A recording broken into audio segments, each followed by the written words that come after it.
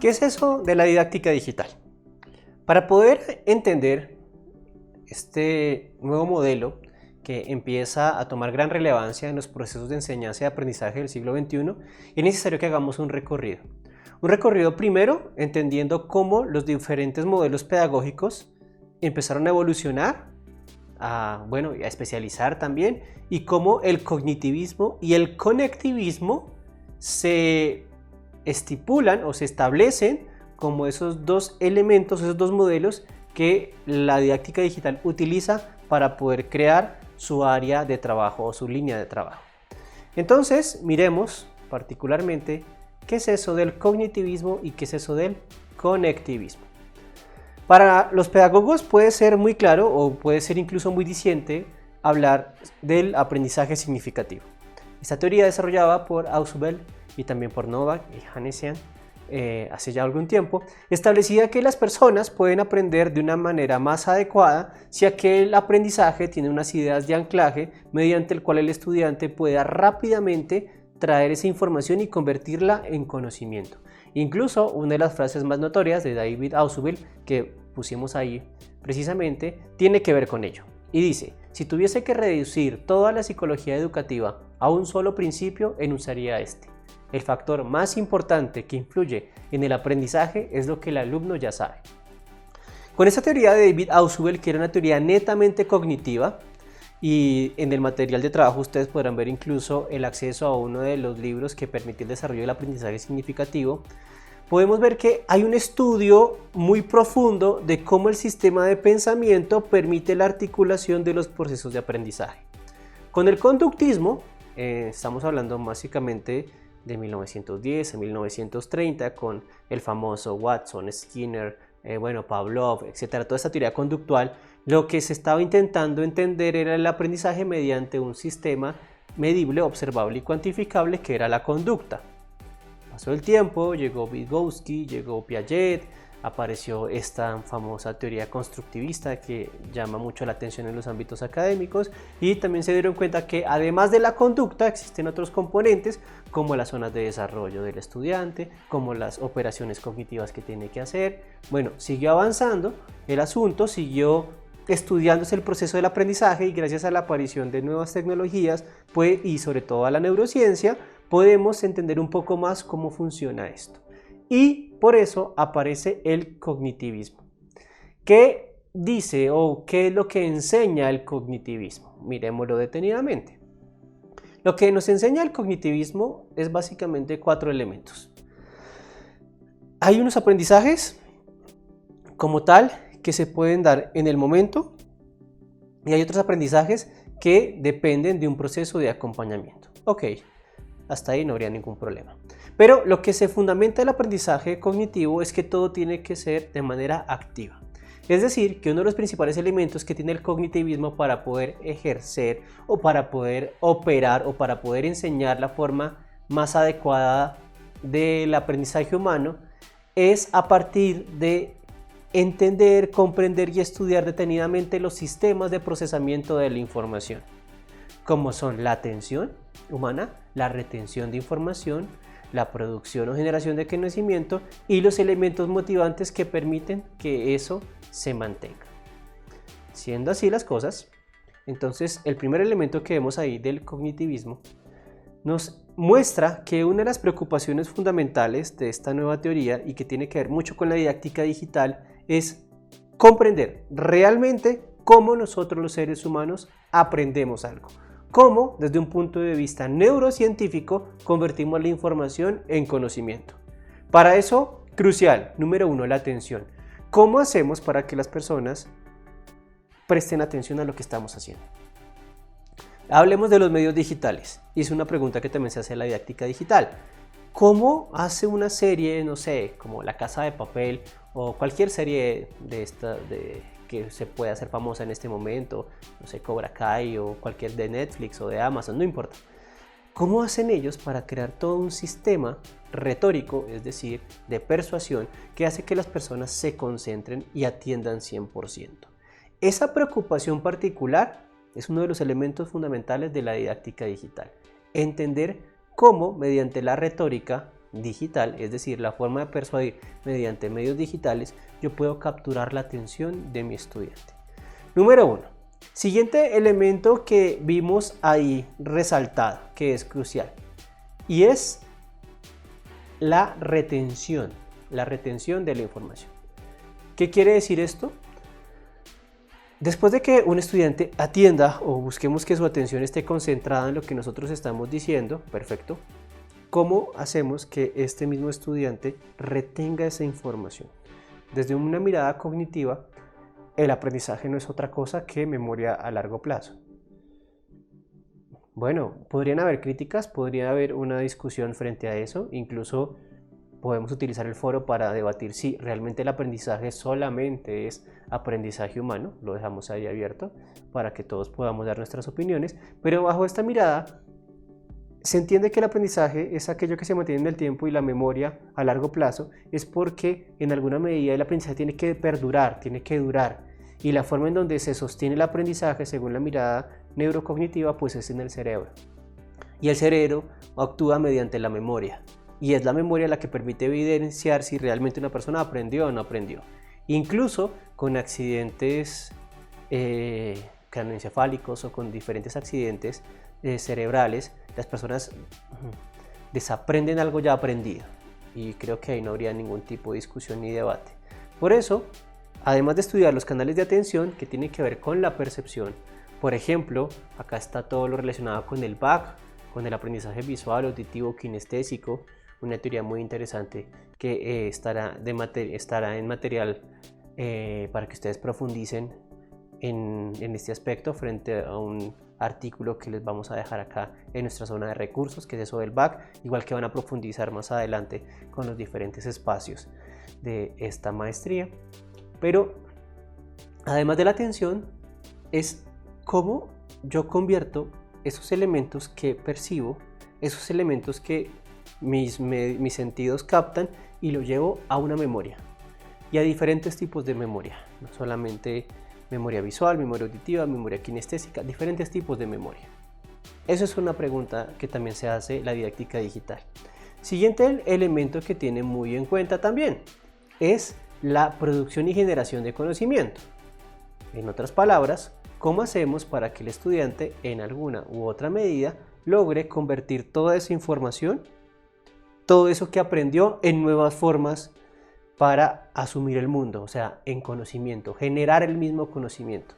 Cómo él transforma ese aprendizaje en habilidad para construir. Y el siguiente elemento, no por ser el último, el menos importante, es la motivación. ¿Cómo hacemos para, mediante un diseño de aprendizaje, activar los diferentes canales de motivación de los estudiantes? Ese primer elemento, que es el primer elemento del aprendizaje activo, es crucial para la mirada cognitiva y es un elemento crucial también para el diseño de experiencias educativas mediante un enfoque digital. El segundo elemento que vamos a nosotros a resaltar, que ustedes están viendo ahí, es la modelación. Es decir, según la mirada cognitiva, hay formas de utilizar la modelación para que las personas aprendan. O en otras palabras, es muy importante que los procesos de aprendizaje sean modelados, es decir, que hayan patrones para que la gente pueda seguir, que hayan ejemplos, que hayan demostraciones, que se pueda hacer mediante diferentes metodologías como ustedes ven ahí, guía abierta, guía personal abierta desvanecida y autoinstrucción cubierta. Cosas que profundizaremos en la guía multimedia que está con este video, pero que en otras palabras no es otra cosa que poder ver o poder entender un poco más cómo yo puedo acompañar a una persona para modelarla, darle instrucciones para que él modele esas instrucciones, darle ejemplos para que lo pueda seguir, darle casos, darle retos. O sea, hay muchas formas del modelamiento, no solamente es que repita una persona aquello que hace otra, ¿no? Incluso un reto puede ser un modelamiento. Si yo diseño un reto, por ejemplo, para que los estudiantes logren resolverlo, es porque yo sé cómo se resuelve o cómo se podría resolver y entiendo cuáles son los tiempos y las acciones y las habilidades requeridas para que se resuelva. Estaría muy mal, por ejemplo, diseñar retos sin uno saber cómo se resuelven, porque no habría un proceso de aprendizaje ni de guía. Eso es modelación. Tercer elemento, que hace parte también del cognitivismo y que es crucial, el que ustedes van a ver ahora, que es competencias modelo. En otras palabras, para que uno lo tenga muy claro, es, bueno, ¿cuáles son esas competencias que están y que son requeridas para desarrollar ese aprendizaje? ¿Cuáles son las competencias que él tiene? ¿Cuáles son esas competencias que él necesita desarrollar con otro? ¿Cuáles son sus expectativas para desarrollar esa competencia? ¿Cuáles son las metas y los valores y el principio de autoeficacia para poder adquirirlas? Creo que esto no suena extraño para muchos porque no es otra cosa que el aprendizaje por competencias. Bueno, el cognitivismo también tiene en cuenta las competencias, sabe que lo importante es ese aprender a hacer en contexto, aprenderlo a desarrollar, pero encuentra un elemento crucial, que creo que es el más importante, sin desmeritar los anteriores, que es la metacognición. Eso de la metacognición es la clave del mundo de la didáctica digital. ¿Y en qué consiste la metacognición? Pues en entender cuáles son esos procesos que surgen en el estudiante en primer, segundo y tercer nivel para que se desarrollen los procesos de aprendizaje. Bueno, aclaremos un poco esto para que sea de pronto más comprensible. La metacognición es entender cómo funciona la cognición humana. Es decir, si yo necesito que mis estudiantes presten atención y yo sé que los canales de atención dependerán de su sistema perceptivo, de los niveles de concentración, de motivación, etc. O sea, yo comprendo toda la teoría cognitiva que está inmersa en ello. Bueno, ahora, ¿cómo yo hago para que el estudiante o para que el diseño de mi experiencia educativa active eso?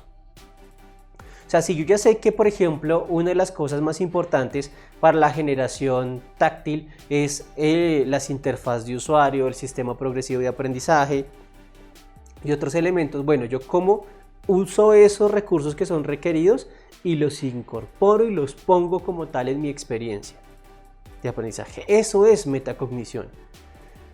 Una de las cosas más interesantes que, por ejemplo, vamos a ver es que solo existe una revista avalada internacionalmente por, digamos, una sola revista de alto impacto avalada internacionalmente que trata de metacognición.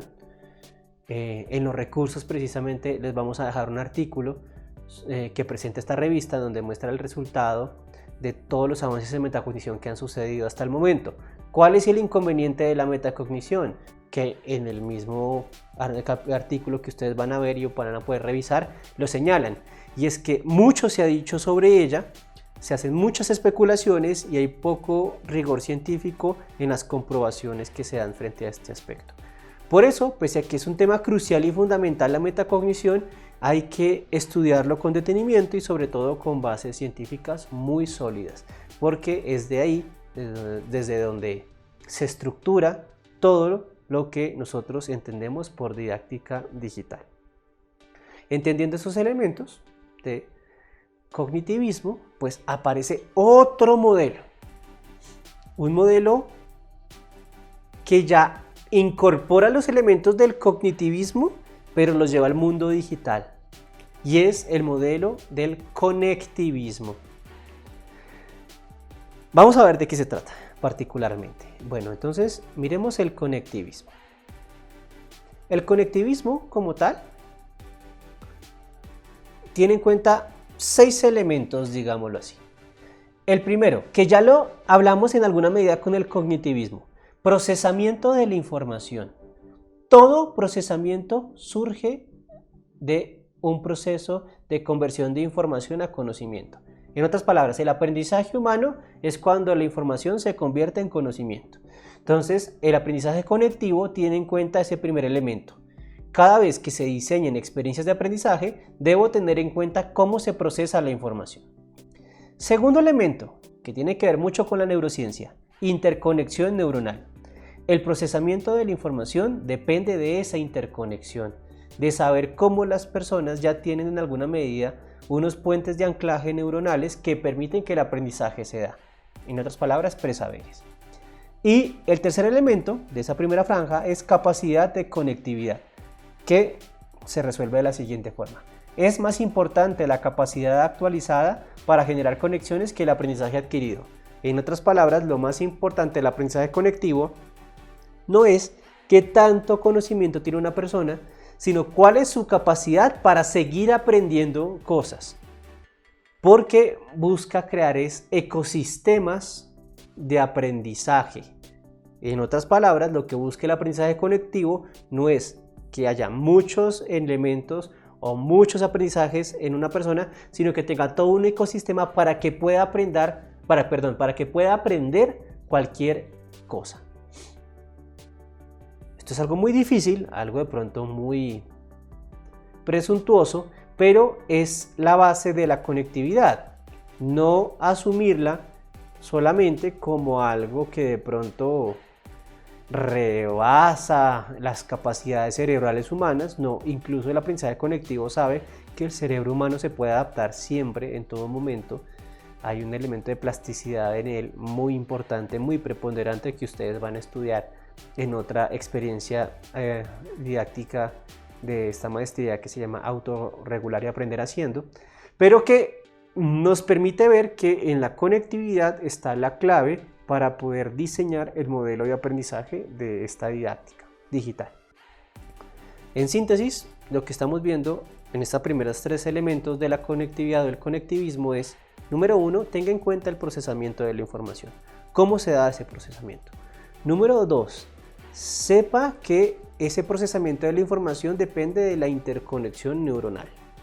Y número 3, que tiende a ser como el elemento crucial de los 2 anteriores, es: lo importante no es generar muchos aprendizajes, no necesariamente eso es el ideal, sino hacer que la persona tenga facilidad para aprender. Aprenda a aprender es la clave de esto, el aprender a aprender, desde una mirada neurocientífica. Con esos 3 elementos podemos pasar a los otros 3 elementos cruciales que vamos a ver. Bueno, siguiente elemento. El punto de partida es el estudio y modelamiento de la inteligencia humana, es decir, la modelación cognitiva. El mundo del cognitivismo y del conectivismo está en función de todos los estudios que se han hecho actualmente frente a la inteligencia humana. Por eso es que se utiliza mucho este aprendizaje conectivo para crear modelos de inteligencia artificial. Siguiente elemento que se tiene en cuenta: flujo conectivo. El flujo o flow, el flujo para que las personas logren interconectar neuronas y generar esos procesos de aprendizaje, depende de la noergia, un término muy interesante utilizado incluso por un filósofo español llamado Javier Zubiri, que en su trilogía de la inteligencia sentiente, toda su teoría, digámoslo así, donde intenta explicar cómo funciona la inteligencia mediante un análisis extremadamente interesante, el cual pues también tendremos algún material de apoyo en nuestros recursos adicionales, explica que la necesidad de establecer esos principios de inteligencia en donde los seres humanos están abstrayendo y construyendo información para convertirla en conocimiento es el elemento crucial incluso para el desarrollo filosófico. Bueno, además de este paréntesis, y esta palabra también utilizada muchísimo por Javier Zubiri, entendemos acá que lo importante de ese flujo o ese flow es lograr que esa noergia se active mediante la activación de la motivación. Solo se activa como tal ese flujo cuando hay una motivación dada, o mejor dicho, un despliegue noergético en el cerebro para que esas interconexiones se den. Un impulso, un rayo, digámoslo así, metafóricamente, que hace que el cerebro conecte. Eso es un elemento muy importante que vamos a ver ahí, el flujo, el flow. Cómo activamos, por ejemplo, la motivación. Y el último elemento, que miren que tiene mucho que ver con lo que vimos anteriormente del modelo cognitivista, es que el aprendizaje, a la hora de la verdad, es memoria a largo plazo. Con esos elementos que acabamos de evidenciar del aprendizaje conectivo y del conectivismo, podemos ya tener un punto de partida, por lo menos pedagógico, de cómo surge la didáctica digital, que no es sino el paso del cognitivismo, de este modelo, al conectivismo y intentar mirar cómo mediante la incorporación de elementos digitales y nuevos avances en el desarrollo de la neurociencia, poder mejorar los procesos de enseñanza y aprendizaje.